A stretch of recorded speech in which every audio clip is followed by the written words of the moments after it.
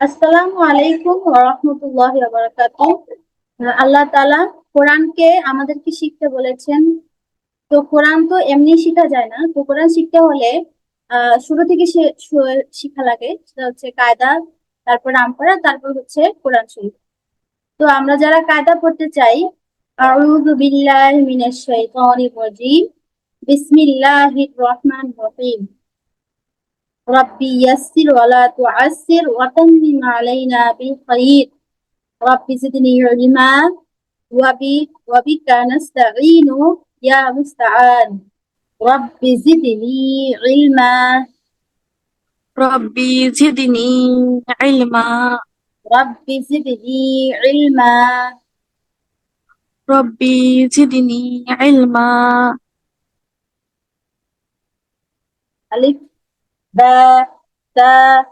হ্যাঁ, এরকম করে আমি আইন হা, হলকের মধ্যখান হইতে কি আইন আইন হা। হা হ্যাঁ, তারপরে হচ্ছে হলকের শেষ হইতে কি গইন খ। হ। তারপরে কি কি হ্যাঁ। পাইলাম? হলকের শুরু হইতে হামজা হা, হলকের মধ্যখান হ্যাঁ। হইতে কি আইন হা হা, আইন। আইন হা। এই ডালটা আবার পাতলা, এই দটা আবার মোটা। তো দত আর দাল শুনতে কিন্তু একরকমই শোনা যায়, কিন্তু উচ্চারণের অনেক ভিন্নতা আছে। যেমন ডালটা কি ডাল জবর দা, আর এটা হচ্ছে কি দত জবর হ, দত জবর দ। একটা দিয়ে পাঁচ হরফ, বা তা তার ইয়া নুন। তারপরে হা এর মাথা দিয়ে তিন হরফ, হা হ জিম। এই হা হ আর এটা হচ্ছে জিম। জিম জিম জিম, তিনটার নাম কি? Gym gym gym. এটার নাম কি? থা থা থা। এটার নাম কি? Ain Ain Ain. এটার নাম কি?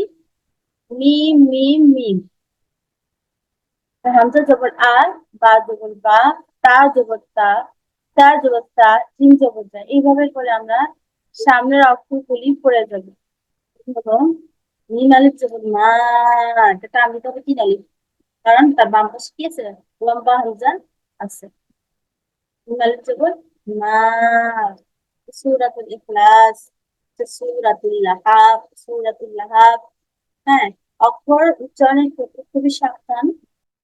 আলহামদুলিল্লাহি রাব্বিল আলামিন। আসসালামু আলাইকুম ওয়া রাহমাতুল্লাহি ওয়া বারাকাতুহু।